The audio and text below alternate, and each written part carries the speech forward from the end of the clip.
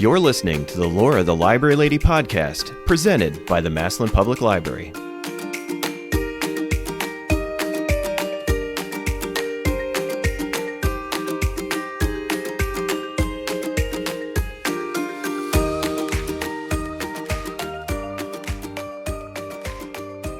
Hi, it's Laura the Library Lady coming to you from high atop the Duncan House at the Massillon Public Library in our new studio with our favorite new author, Alexxa Burton, otherwise known as Alexxa with two X's. Welcome, Lexi.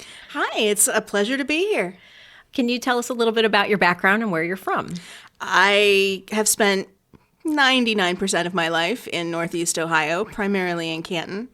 I lived in California for a couple of years, but I was 4, so I don't think it counts. It counts. It counts. How did you get started in writing? I have been writing stories for pretty much as long as I can remember. I remember being in kindergarten in the computer lab, and they'd stick you over on like the computers that were free time, and you'd log in, and every single one of my files started with "Once upon a time there was," ... So as long as I can remember. That's really neat. Do you have any of your old stories? Nothing from kindergarten. Wow. Maybe my mom does. I haven't looked. She will routinely show up with stuff from high school, though, and I will look at it, and it's like, Pretty oh bad? my, yeah. Well, you'll have to ask her to dig a little deeper into the pile and see if there's anything. I'm from sure there's kindergarten. something somewhere. So you've been writing all along. Did you take any other classes as you got a little bit older that kind of helped you along? Or When I was in high school, I did creative writing and journalistic writing, but that was it. I really enjoyed the creative writing class. The journalistic writing, not so much. Depends on what your taste is, Yeah, right? well, and we were responsible for editing our own work, and it had to be edited before it was turned in, and I can't spell at all. That would be a problem. And like spell check can't figure it out. Oh. And I also don't recognize when a word is spelled incorrectly. So you have your own spelling and it's mysterious and spell check. And just I know doesn't what even... it is, but spell check has no idea. And I read over something and I don't recognize it. So editing my own work is very difficult for me. It probably didn't do much good. So did you have somebody help you out? Or... No, journalistic writing, I just did dramatically poorly. Creative writing, they didn't care so much. Because it was all about just get it on paper and we'll worry about anything later. Okay. But the journalistic writing, it was, if you got a good enough article, they'd publish it in the school newspaper. Sure. So they wanted it pre-edited. So I just kind of had to come to terms with that wasn't my genre. I see. Yeah. Well, clearly with your novel, you've turned to the creative writing and kept up with that side. So how about telling us about some of your books that you have out? Well, this is the first and so far only full-length novel I've done, but I have called From Winter. But I have a short story already published in the same world, both of which are available on Amazon. The short story is only available digitally right now. I've also done a children's book, which has a couple of sequels I'm working on, and that's called Meet the Cobbugs.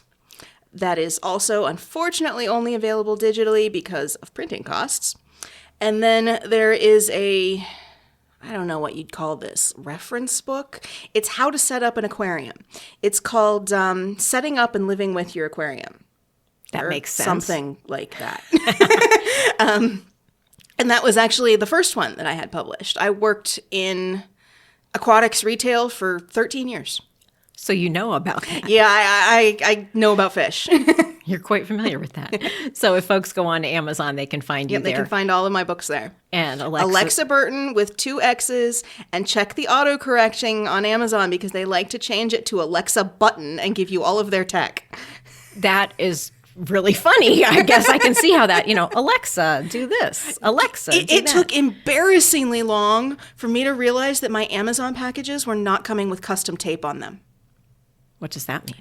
The tape says Alexa on it because they're advertising their stuff. Oh, you thought it took embarrassingly long for me to think that they didn't customize the tape for everybody.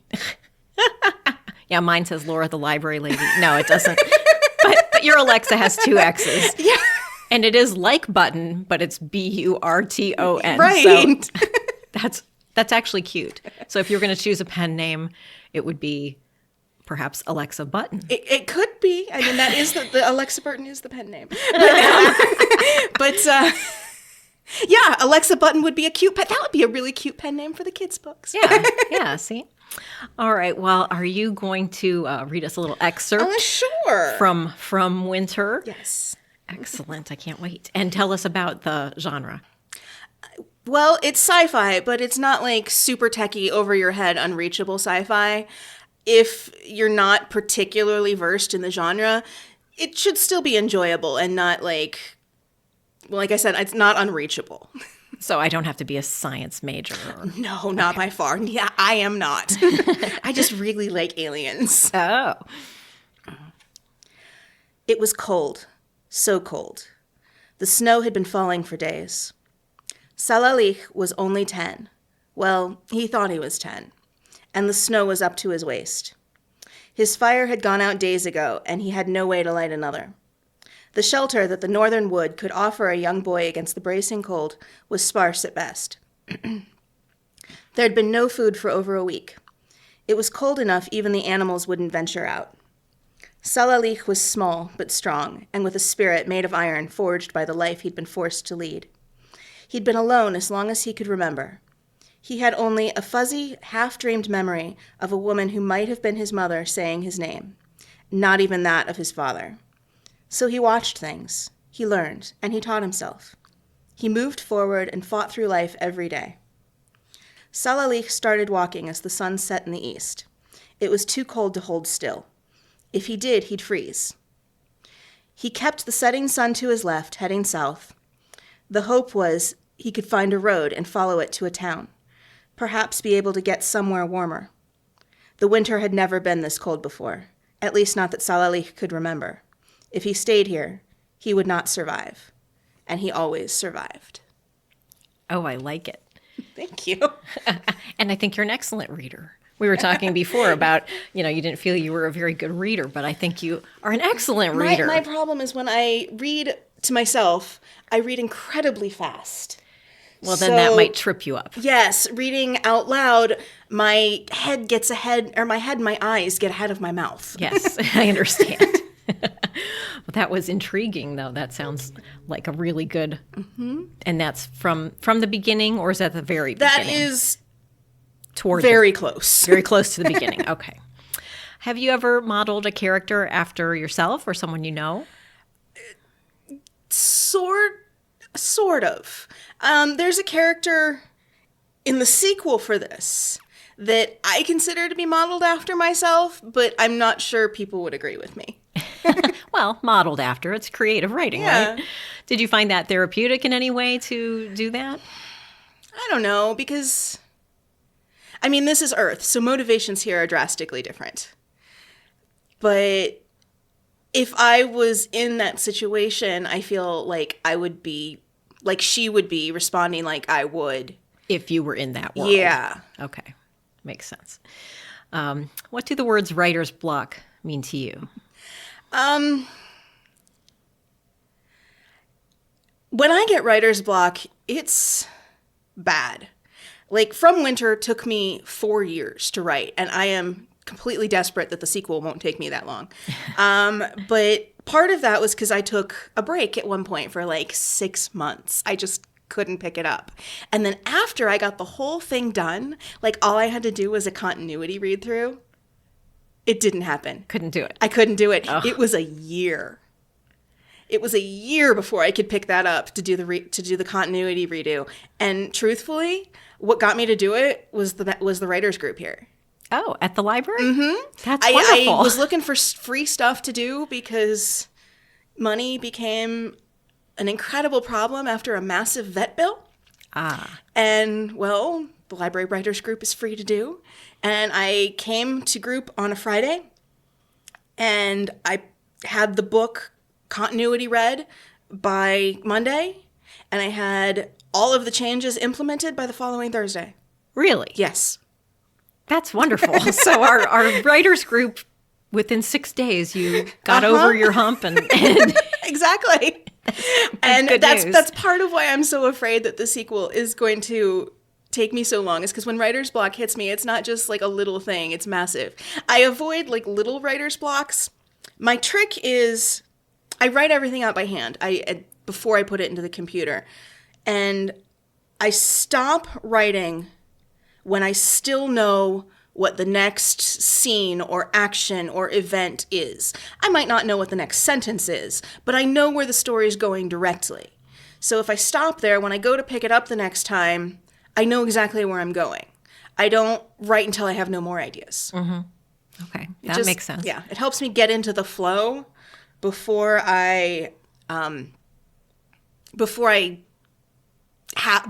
out of ideas. Right, and then you become desperate, and then you think you're blocked, and yeah, I like that. That's a good idea. Like you say, massive writer's block versus the little tiny writer's block, but at least you can avoid the little tiny writer's block. Yeah. So we talked about people finding your books on Amazon, and you mentioned the poetry anthology. Can you talk a little bit about that? Yeah, the Massillon Writers Group has done a poetry anthology, and I've got 5 poems in it. That is available digitally now, and depending on when this airs, it should either be available in paperback or be available soon in paperback. Wow, that's awesome news. Yeah. I know you're going to be coming to our local author fair here in November 11th from 11 a.m. to 3 p.m. So I will definitely have copies of From Winter, and with any luck, myself or any of the 7 authors that are in the Writers Anthology will have copies of that.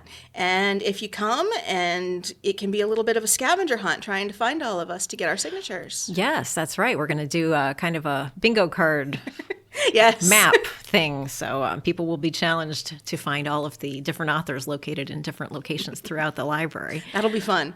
I think I wanted to ask you a little bit more about the cover. You said you painted the cover. Yeah, I wasn't finding what I wanted. And then when I crowdsourced my original idea for the From Winter cover, I wanted just a sword in the snow. And everyone at the writers group felt like that was too fantasy and didn't speak to sci-fi, which I get. Oh, I can see that, yeah. Yeah, so I wasn't really finding what I wanted, and based on some suggestions, because crowdsourcing is wonderful, I came up with the idea that ended up as the cover.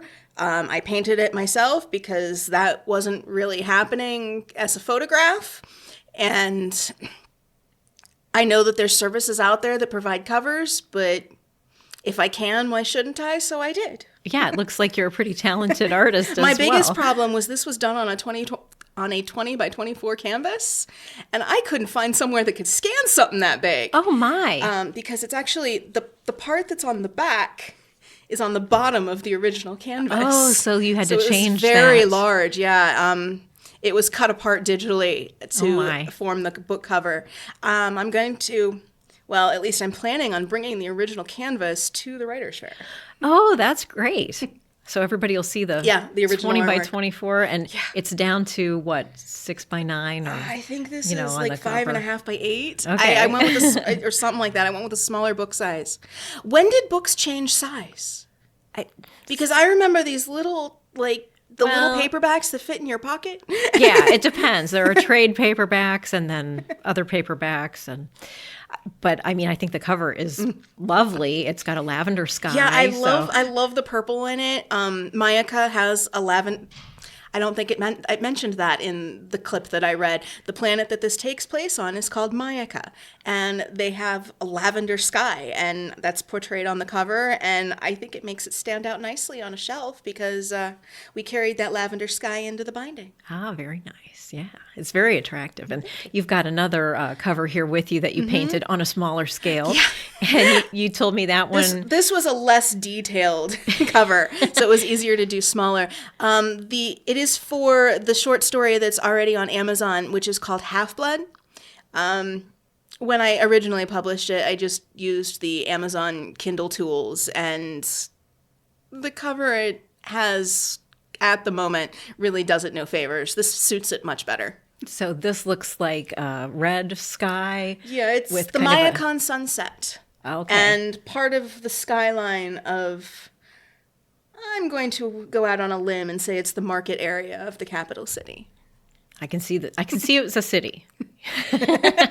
Sometimes with sci-fi, it's kind of like mysterious and Yeah. Well, the main character is portrayed on the cover, and she's supposed to be standing on the roof of her residence / the shop that she works at. I like it. It's a beautiful painting just you. in and of itself. It's really cool.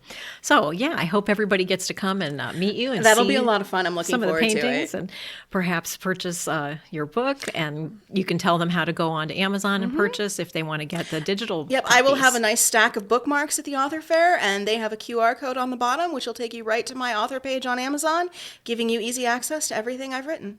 Very good. Well, thank you so much, You're Lexi, welcome. for being with us today and being This the was- inaugural guest in our upstairs studio at the Duncan House here at the Massillon Public Library. This was a lot of fun.